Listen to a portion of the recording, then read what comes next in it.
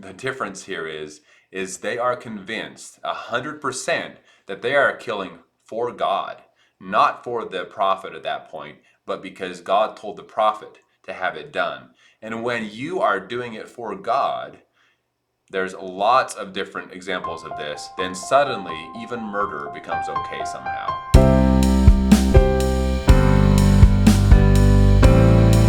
Hey everyone, welcome back. My name is Sam. And I'm Melissa. I grew up in the FLDS community. It is a polygamous group run by Warren Jeffs, and I moved out when I was 18 years old. I was raised LDS. Sam and I have been married for 9 years and have 2 awesome kiddos. Yes, we do. Today we are covering the second episode of a Hulu documentary series called Daughters of a Cult. Yes, we have done part 1. If you haven't seen that, you can click above here. But this one, it kind of left on quite the cliffhanger at the end of episode 1, where both Rena and Ramona are told by LeBaron that they need to go and kill Rulon Allred. Right. Yes, it's all about the LeBaron group here, specifically LeBaron. And it is right from the beginning here. We'll get into all of these different points, but oh my gosh. The similarities between LeBaron and Warren Jeffs were just astounding. Not surprising, but it's just crazy to see how similar the two of them were.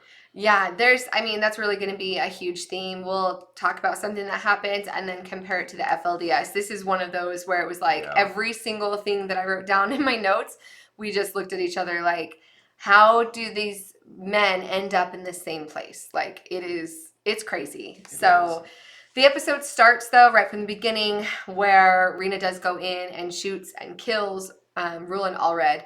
And talk about brutal, like goes in, shoots him like 4 times. They leave in a commotion. They're threatening patients on their way out.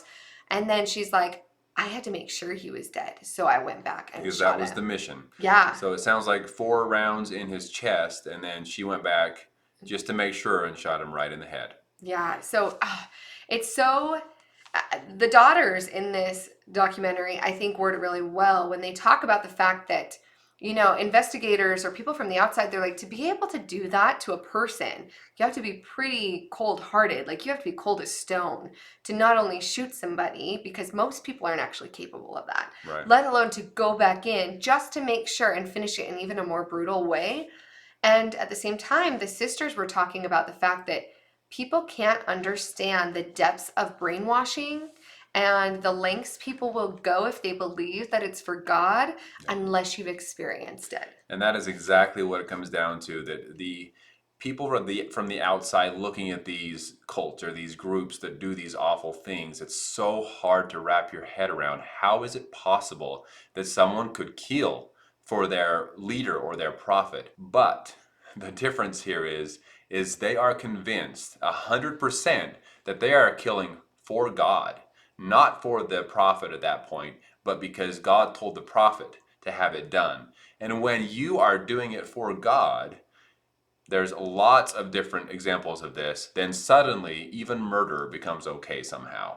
Yeah, when Sam saw this, he was like, well, we see times where people will say, oh, they were needed on the other side, or, God just wanted them home and that's why this tragedy happened. He goes, not only is there rhetoric like that, but there's tons of examples in the scriptures of God commanding people to be killed. And especially like within the Book of Mormon, in the very first book, the first book of Nephi, Nephi is told to slay a man, and he was drunk on the ground. It wasn't being attacked. It was in self-defense. And God told Nephi that he needed to cut off the head of Laban. So there's these examples that are very close to home in the sense of like anybody within Mormonism is reading the Book of Mormon consistently and reading that and taking that in his doctrine. And if God's telling Nephi to kill somebody, why couldn't God tell me to kill somebody? Right. And that's probably exactly what Ervil used to convince his followers that it's okay. Because if you can find it out of the scriptures they read, this is what God is commanding his people to do, why would it be any different today? If you can use that and twist it in a way to make it seem like it's all fine and it's what God just does and that's what he wants, if he commands his prophet to do so, then you can see how people could be convinced, I guess you could say. Yeah. And not to mention the fact that all of these people were afraid for their own lives and also afraid that they were going to let God down, which what does that mean for them in the next life if they let God down, right? Hmm. So there's a lot going on here. It wasn't just some crazy girl that wanted to go kill somebody. There's a lot of manipulation, a lot of coercion, and a lot of protecting themselves from possibly being murdered from Ervil himself. Yeah, watching Rulon Allred's sons talk about that horrific experience. I mean, he was a doctor, he was in his practice when it happened. They're all hearing these things, and they were talking about how, as far as like a normal police investigation goes, there wasn't a lot of evidence, but there were other people from Rulon Allred's group and family and people in that church, which I was surprised to know is 12,000 people, which is Yeah. a pretty large group that he was the prophet of. And they talked about the fact that they had been getting threats from the LeBaron group. And that's kind of what first led the police to look at that aspect of it. Because as far as, we're so used to in this day and age that there's security cameras everywhere. There's always camera footage. Someone has camera footage of every single thing that happens in one way or another. And so here in 1977, they don't have that and they have no clue. They're like, we know that it's girls in disguises and that's all we know. Yeah, and they didn't have any idea that it was coming from Ervil until they heard some of the people that had had those threats from Ervil's people. And at that point, it's still, they didn't really have much to go on. Like, okay, well, how do we find Ervil? How do we find these girls that supposedly did this, So it was a really difficult investigation and so hard to try to find any information. But it was interesting to hear from people within the LeBaron group, or at least that have found out information later, that the reason for killing Rulon Allred wasn't just because he wanted him dead and wanted more followers for himself, but there was another reason for that, and it was because he wanted to lure his brother out from hiding and kill his own brother because he knew that his own brother would show up to the funeral for Rulon Allred because they were great friends. Yes, and that was, one of the people in there said that it was like evil genius status. Like this wasn't a quick, oh, just go do this one thing, go hit this one person. It was very well thought out and planned Yeah. to lure out Verlin. And they did, and Verlin did go. And luckily, there was such a police presence at that point because they knew something was going on, that there were enough police there to stop the attackers because there were guys that were there ready with automatic rifles ready to go, and they decided that they couldn't because of how high profile and how much law enforcement was there. It was interesting to see the pieces come together in the craziest ways for the law enforcement. They talked about some guys were dumpster diving and they found the bags with like the wigs and the boxes, and they were able to find out the murder weapon, and they're like, this only happens in movies, like this couldn't be real life. And they were starting to piece together these things from Colorado and be able to slowly put together what was happening. Right. And so they found out, well, allegedly, they found out who the girl was that pulled the trigger. They found out who bought the gun and all of these things. And so from there, they started putting the pieces together. But still, there was, how do we find them? Where are they? And so it was still a long time before they actually were able to track anyone down. Yeah, and I think, the daughters here in this documentary were talking about the fact that, their house had been raided in Denver and how scary that was, and they're just slowly, law enforcement is trying to find these adults that are on this list. Then they put Ervil on the top 10 most wanted list.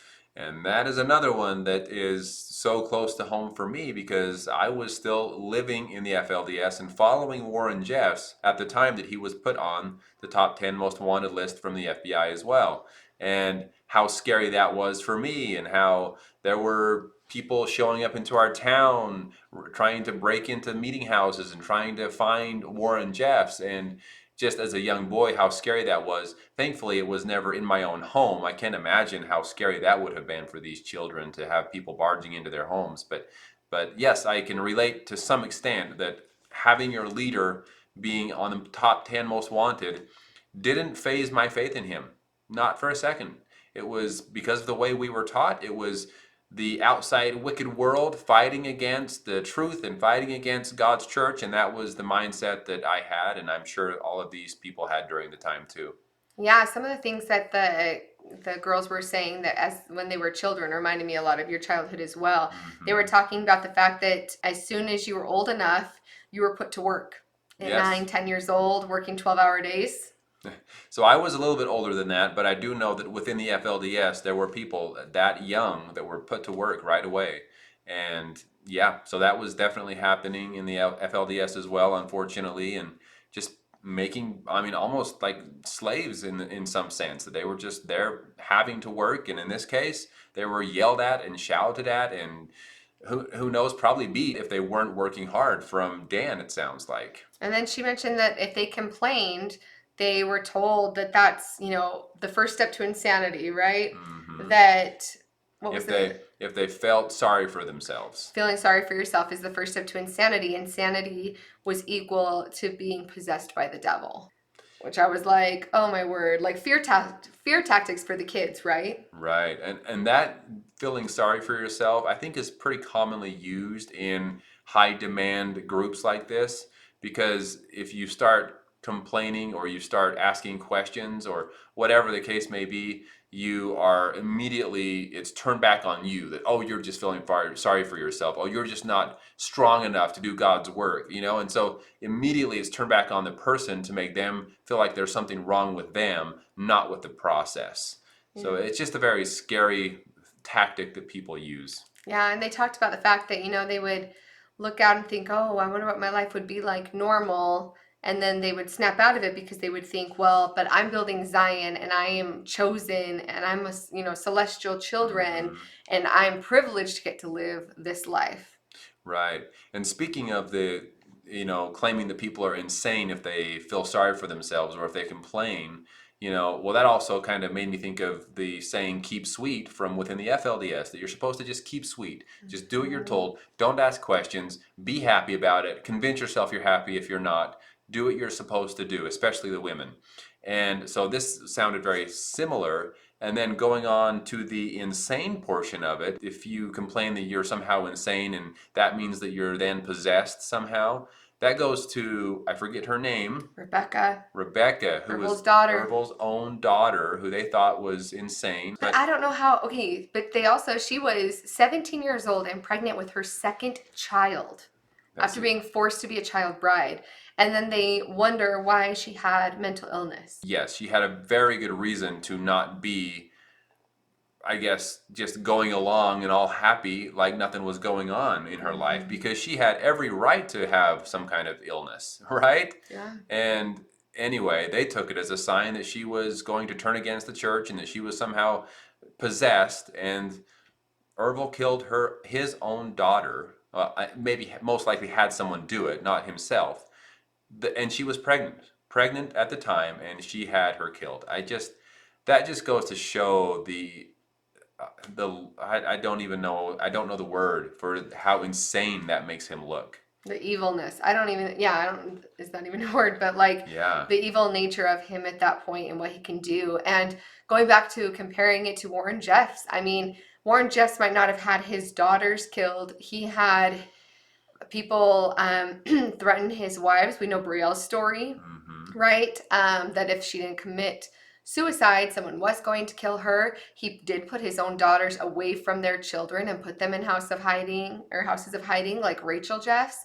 So he was, and that's after having abused them most of their lives, right? So the lengths that these evil men go to hurt everybody, and they don't even stop. If anything, sometimes they're even worse to their own family, is so heartbreaking and so disgusting that it's You just know, I, infuriating. I hesitate to even say this because it just makes me so sick inside and scared for my family and loved ones that still believe in and follow Warren Jeffs. But there are plenty of rumors out there that he did have people killed, that he was afraid that they would talk about something that he didn't want to get out. And one of the stories is rumored that there was a young girl from Canada that he actually told people to go find and kill. And so, maybe there's not as much evidence out there as there was for the Ervil LeBaron group and what they were doing, but the fact that there are those types of stories about what Warren Jeffs was having his people do is a very frightening thought. Yeah. One of his sons finally had enough, and I think it was Ervil's first wife, and then his son from that marriage did go to the police. And he had been in some of these crazy meetings where they were plotting murder. And so the entire time I was a little bit on pins and needles, like, oh no, is something going to happen to him? Hopefully law enforcement protects him. And they haven't finished, I think, his storyline. Right. But that did help the police kind of connect a lot of the dots of what was going on. The fact that this is happening in Mexico. They're hiding out of Mexico. They're trying to work with Mexican law enforcement, but that was kind of tough to work internationally. And eventually the Mexican police, they say, okay, we're going to do something about this and figure out what's going on because they're murdering in Mexico as well. And so they do perform raids there. And when they do these raids, it was crazy because one, the same poor sister that's in this documentary that's speaking at 9 years old was living with a family and a man who was grooming her at 9 years old to be a bride. And she got to meet her father in that house for the first time at 9 years old. And she's in Mexico and going through all this. And she had been in the raid in Denver, and now she's in the raid in Mexico. And they are able to get Dan. And they actually did another raid at the same time And they caught, what's her name? Rena. They got Rena and Dan were both in the same house. Yep. So they caught both of them. And then at the other house, they did catch Ervil, but they said he looked so sloppy. He did not look like anybody of any importance. And so they didn't believe it was him. And when they asked Dan, who looked like he was important, are you Ervil? And Dan said, yes, I am. And so he took the fall for the prophet or Ervil's faults and everything and crimes and things that he was being hunted for, and they took him to prison thinking that he was Ervil, thinking Dan was Ervil, and then Ervil escaped again. So it's just so frustrating that they actually had him, and they, not because that's what they wanted, but unfortunately let him go again. And that's kind of where the episode ended, so we don't know what happens with Ervil at this point. But wow, just when we thought the story couldn't get any crazier, it's just one thing after another. It's just a mind-blowing ride, for sure. And at that point, too, Ervil being in Mexico, this was just another thing that I felt like was similar to Warren Jeffs as well, is he's just writing like a madman. And he was sending letters to the president. He was telling people, he had sent a letter to Jimmy Carter saying that he needed to pay tithing to him. He's sending things all over the world and sending, revelations and this and that. And I was like, oh my gosh, that sounds like Warren Jeffs as well. Just sending things everywhere, just trying. He thought he was going to be the prophet, of the world. That everybody was going to believe Isn't that interesting? And it seems like it's pretty common. These men of these small groups rise up and they start feeling all of this power because the people that follow them are following them so faithfully that they feel like they could control the world somehow. And I feel like this has happened not only in religion, but in other groups of people. When someone feels so powerful, they feel like they can take over the world. And that's what they ultimately try to do in a way or another. And another thing is, like you said, that he was writing down all of these revelations or these orders that he would have people do. He was always writing. And once again, even today, Warren Jeffs in his prison cell, always writing, right. He's writing all these revelations, as he's claiming, and sending them to his people on how to eat, how to do their laundry, how to clean their house, how everything has to be done in order in a specific way. And they continue to follow those so-called revelations from him today. Yeah, so scary stuff. Obviously, again, it ends there with Ervil being released. I wonder how long it's going to take before they realize that Dan is not Ervil, and what that whole process is going to look like. So stay tuned for next week when we release part 3. But if you want to hear more of what it was like for Sam to grow up in polygamy, or things like this where we can compare some of these documentaries to the FLDS, to Warren Jeffs, and show similarities and differences there, then please like and subscribe. Yes, thank you all so much for being here with us again, and we look forward to talking with you soon. We'll talk to y'all soon.